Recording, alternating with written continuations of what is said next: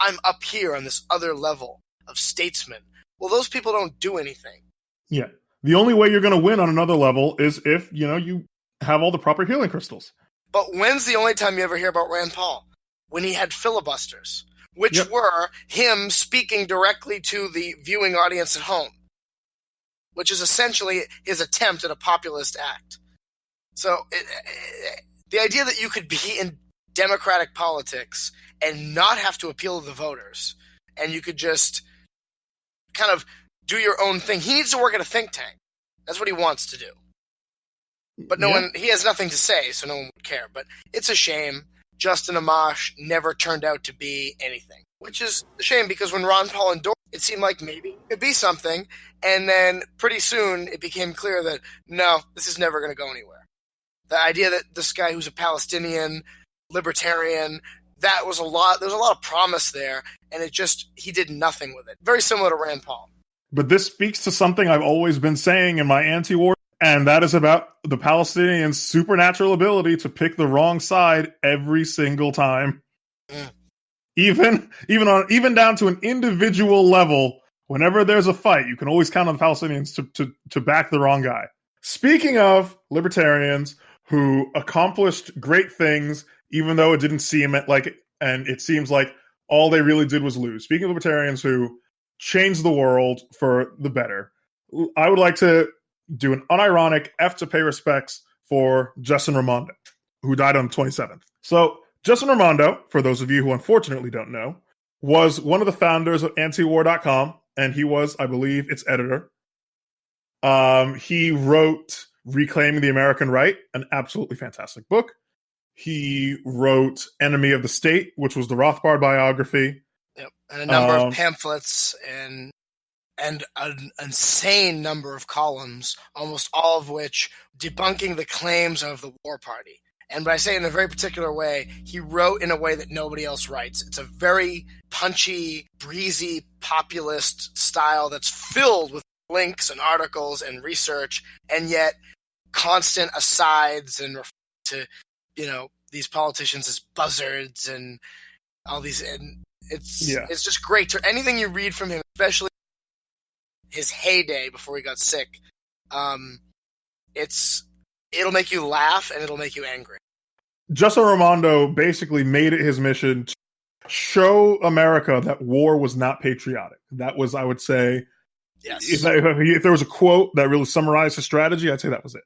If you don't know who Justin Raimondo is at all, and you don't have any familiarity, I would say right now you could just Google him and you'll find great.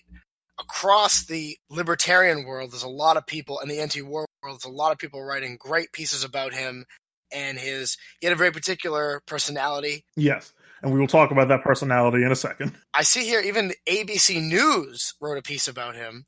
Gay rights, anti-war activist Justin Raimondo dies at 67, which is amazing that that's how they labeled him. National Review! True, but it's amazing that that's how they... National Review wrote a very nice piece that didn't attack him at all. Yeah. But I mean, it is amazing to think that Justin Raimondo would get a positive and not at all sneering or attacking obituary in National Review. Yes. Also, Counterpunch. Yeah, Counterpunch, which is a lefty propaganda rag, also wrote an obituary for him, and it was titled "Godspeed, Justin Raimondo, you brilliant son of a bitch," where the writer, who is self-declared agoraphobic, anarcho-genderqueer gonzo blogger from central Pennsylvania, also wrote, again, that Justin Raimondo may have been a very abrasive person in his writing, but he inspired a lot of people to become anti-war. There's a great speech that I would say, this will all be in the show notes. Justin Raimondo gave a speech at the 2000 Reform Party nomination of Pat Buchanan. That was fantastic. And if you don't know who he is, watch that. 10 minutes later, you'll have a total idea of who he was. And my guess is from there, you will leap into reading all of his old articles where he just attacks the war party 3 times a week for the last, 20 years? Yes. Since Kosovo. He's been on antiwar.com 3 times a week in his regular column, just championing the cause of peace and attacking war party. Yeah. And so, as in case it wasn't clear, though, like many libertarians, Justin Raimondo could be a bit socially hostile.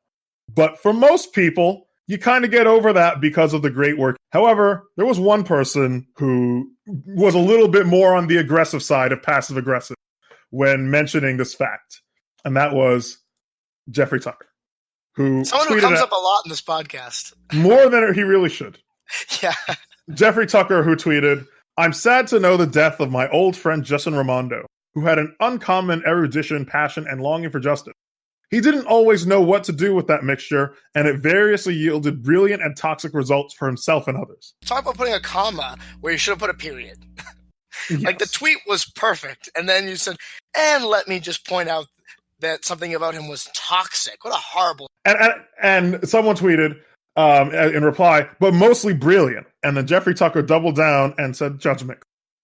Now, I have mixed feelings about this, because on the one hand, I'm not one of these people that says, if somebody's a bad person and they die, we're not obliged. Like, we joked early on in this very episode about John McCain is in hell, right? I'm not about to clutch pearls about saying mean things about a dead person. The fact that Jeffrey Tucker is obviously insulting this person, but then somebody is like, but maybe he was saying something kind. And it's like, Jeffrey's like, no, are you dumb? I was saying something mean, right?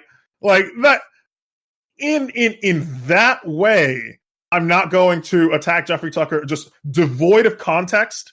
If it's simply Jeffrey Tucker said something bad about a dead person, and then somebody said maybe it was a good thing, and Jeffrey Tucker's like, no, it was a bad thing. That's life.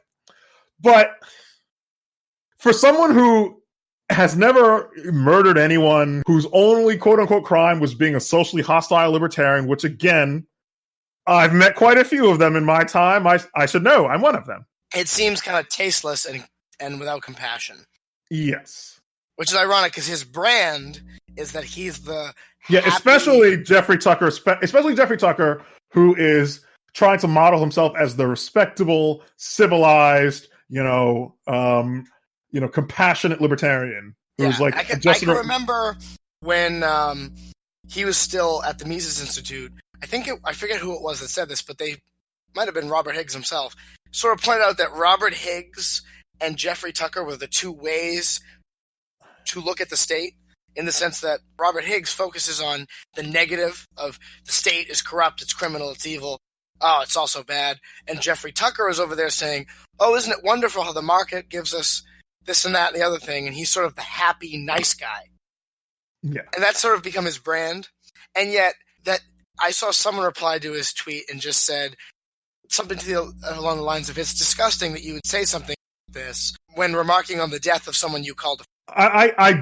I doubt that Jeffrey Tucker said anything so negative about John McCain when he died. I have a feeling, and this is just a conjecture on my part, I'm not actually going to look... And even if he had, he's never met John McCain, presumably, so it would be, this is someone you knew, and you said in your own terms, at least at one point you consider them a friend, and now they die, and you feel the need to, like, give a good rib kick to their...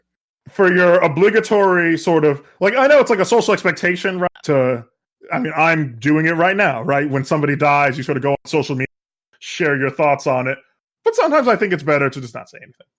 It's that classic example. If you have nothing nice to say, you don't have to actually say anything. I mean, if what he said was, like, funny, or if it needed to be said.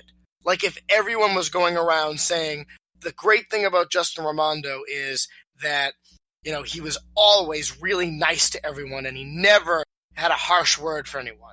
Then maybe you... Yeah, okay, now then it would be reasonable to point out. Like, that's not... Then you could say, well, he had great work, but let's not forget, he could be abrasive or something. Yes. I understand that. It's not tasteful to do it, but sometimes it has to be done.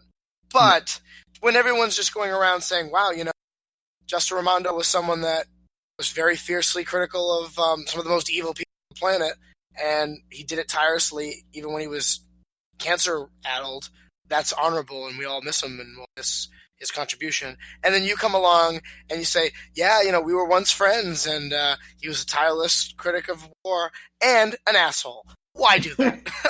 If he did that in a room full of, like, at a wake or something, or a room full of libertarians all sitting around talking about Justin, would he come up to them and just drop that? Yeah, definitely. Like a fart in the room and just leave it? It's horrible. All right. Shame on you. I'm not gonna say that. That sounds weird out of my mouth. Speaking of things that sound weird coming out of your mouth. So Reason Magazine has published, Nick Gillespie in particular at Reason Magazine, has published an article saying Charles Koch and George Soros are helping to fund a think tank opposed to endless war. It's the Quincy Institute for Responsible Statecraft. Named after John Quincy Adams. The famous quote they're referencing is when he said that America goes not abroad in search of monsters. Is this good news? I assume it's good news, right? Well, I think it's good news if we just look at who the enemies are. So it says that the two of them want to take us back to the 20s and 30s. Yeah, Bill Kristol is hilarious. I mean, he still gets to, like... At what point do you go, like... There's that "We Saved the City" Patrick meme. At what point do you go, like... I get that you might still defend your position. Well, this war fought differently. This one, yeah, it looks bad, but it would have been worse. But you get to still come out and be like, everything's been great. Every decision I've ever made is such a great decision. I'm championing it. Just shut. It's another one where it's like, you didn't need to say anything. You could have just said nothing. And Bill Kristol crawls out from under his bridge. Well, maybe we should delete that. Tropes and all. Yeah, so I'm not sure how to feel about it. I mean, with that enemies list, I guess it's going to be something good. Andrew Bacevich is already going to be an affiliated scholar. Okay, then in that case, I'm hopeful. Okay, you know what I think the worst that this is going to be then? Just from that? I'm thinking the worst that this group can do is they're going to be arguing for, like, non-violent regime change. You know what I mean? Well, it does say something about strenuous deployment. Right, where the idea is that if we're going to regime change a place, it's by doing so in the same way that for the neocons, the big victory was over Hitler, and that's like their model of what winning looks like, where the guy shoots himself in the cell, right, where he shoots himself in his bunker. I feel like for certain libertarians, the model of victory is when Mikhail Gorbachev is on a Pizza Hut commercial, right? Yeah. That's what winning looks like.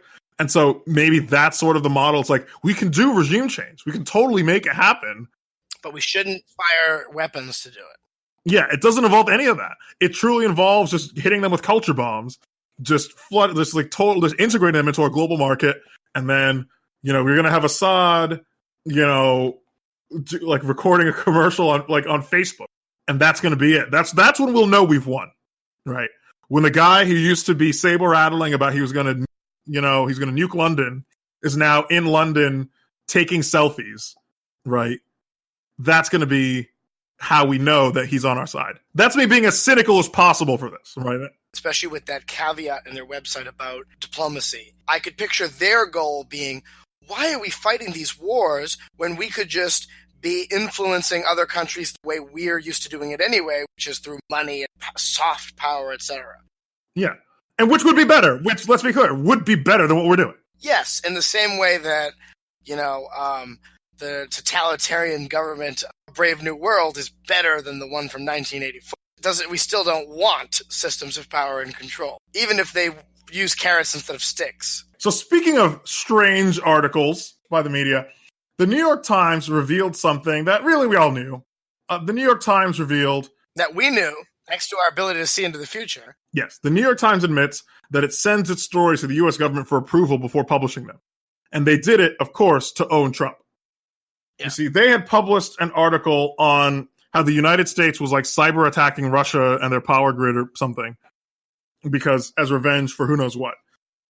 And Donald Trump tweeted, "Do you believe that the failing New York Times just did a story stating that the United States is increasing cyber attacks on Russia? This is a virtual act of treason by a once great paper, so desperate for a story, even if it's bad for our country."